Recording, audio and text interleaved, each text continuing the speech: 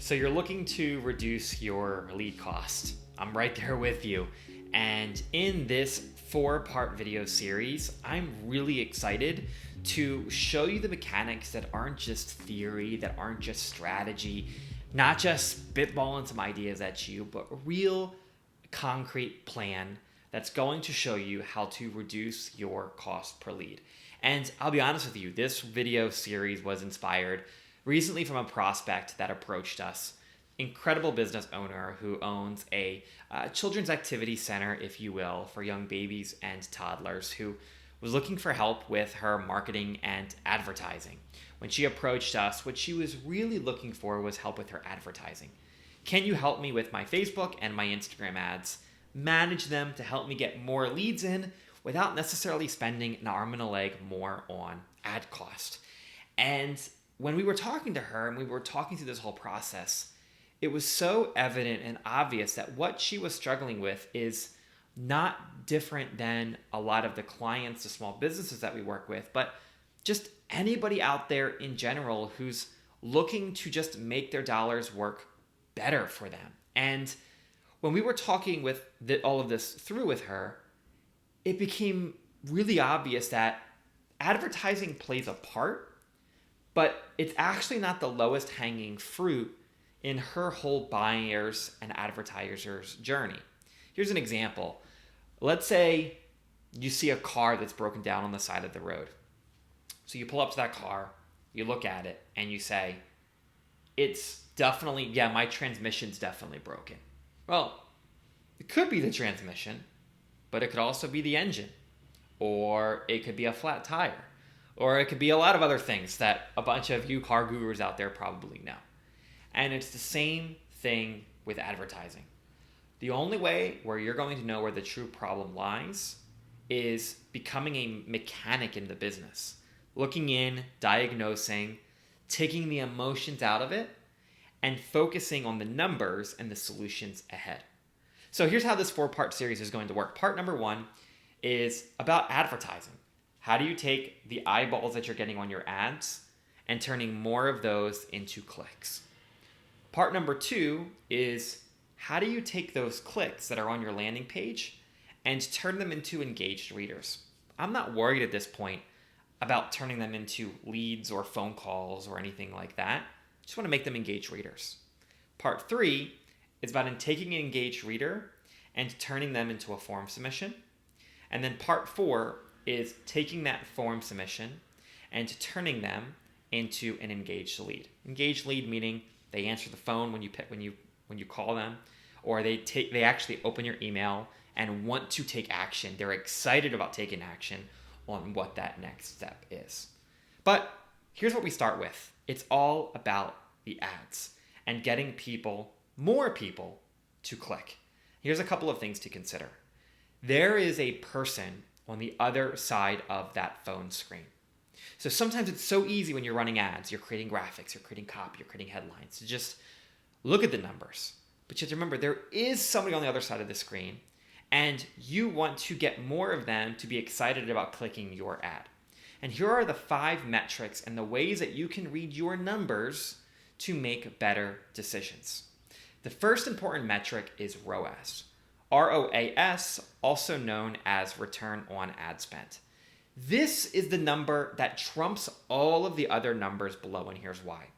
ROAS stands for every dollar that you put into advertising, how many dollars do you get out of it?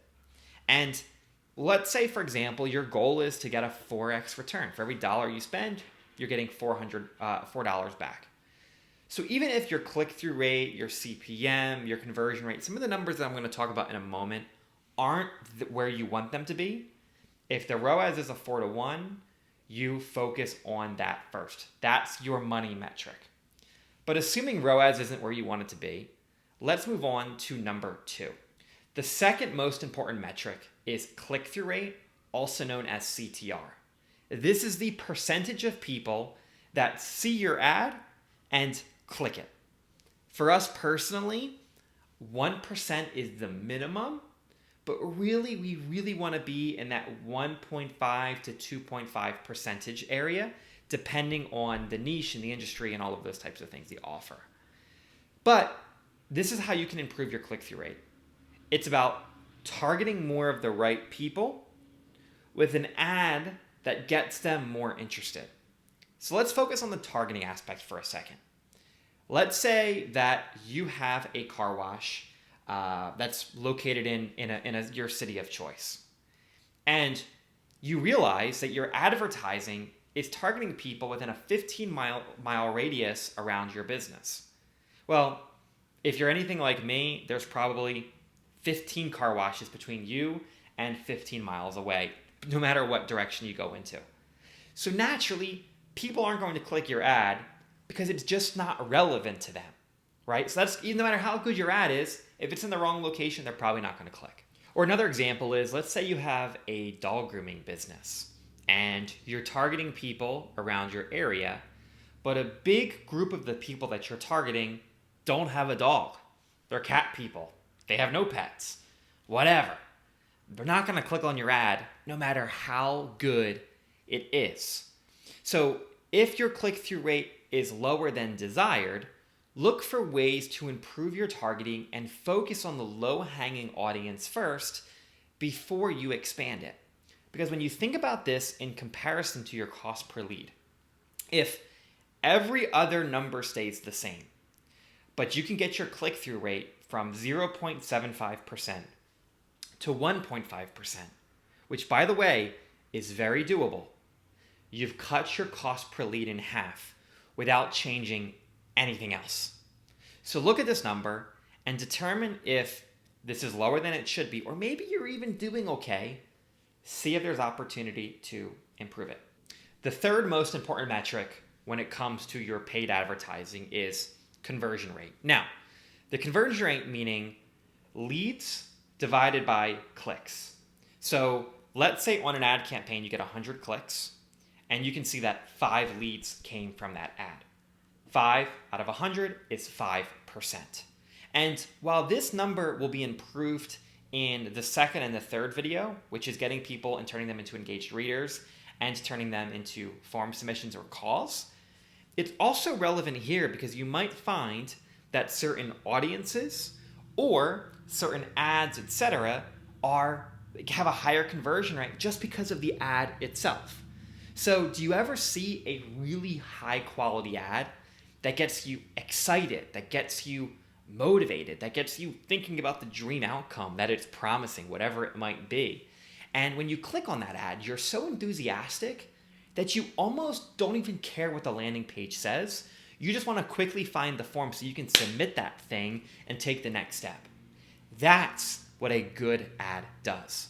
So even if your landing page stays the same, which it probably won't because you're going to watch my second and third video, follow this number because the enthusiasm of the audience will change this and improve it as time goes on. The fourth most important metric is frequency. This is the average amount of times that somebody sees your ad. And let me give you a scenario. Let's say you're looking at your frequency, which is impressions divided by reach, and you find that it's 1.2, which means that people aren't seeing your ads that many times repetitively, which is actually on the lower end, which means you might want to add some retargeting in. But on the flip side, let's say your frequency is 9, which means people have seen the same ad 9 times. If you're on the high end like that, it's time for a refresh. Put some new images in, put some new video in, put some new copy in, changing up the headlines. Create something new, because have you ever been targeted with the same ad so many times that when you see it, you almost just scroll a little bit faster by because you know exactly what it is, you know exactly what it's saying, and your brain has already seen it so many times that it's just repetitive. But have you ever also seen that ad 1 time, 2 times, 3 times, but it took you that 3rd time seeing it to finally be like, all right, let me see what this thing's all about. Which is why you want to find a middle ground with the frequency. You don't want to go too high. You don't want to go too low. And last but not least, the 5th most important metric is CPM, which is short for cost per milli. And in layman's terms in Facebook ads, this is what you spend to reach 1,000 people.